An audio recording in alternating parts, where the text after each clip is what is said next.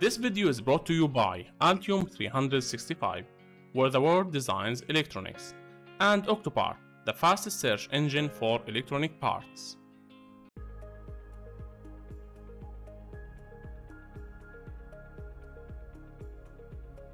Configuring the display of layers.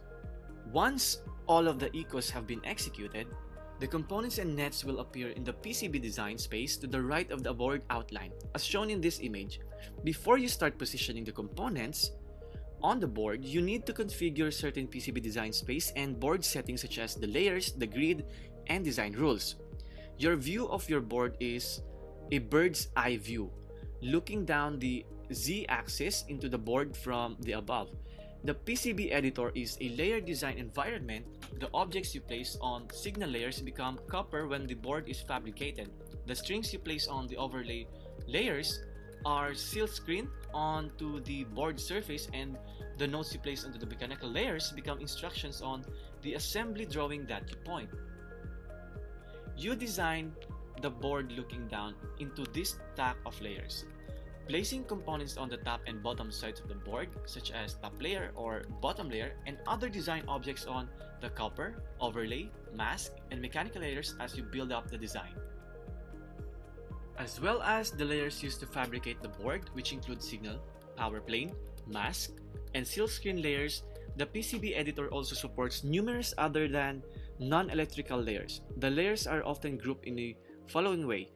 We have electrical layers that includes 32 signal layers and 16 internal power plane layers.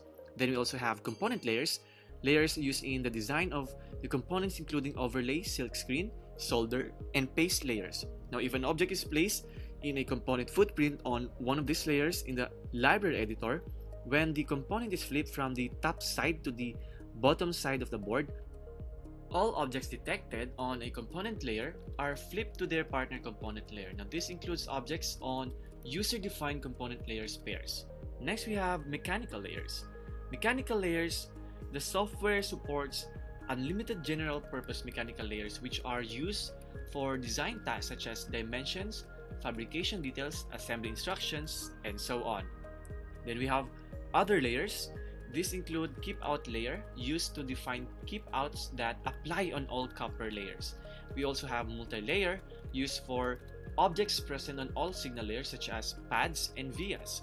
We also have drawing layer, used to place drilling information such as drill table, and the drill guide layer, used to display markers that indicate drill locations and sizes. The copper layers are added and removed from the design in the layer stack, which is discussed, and all other layers are enabled and configured in the View Configuration panel.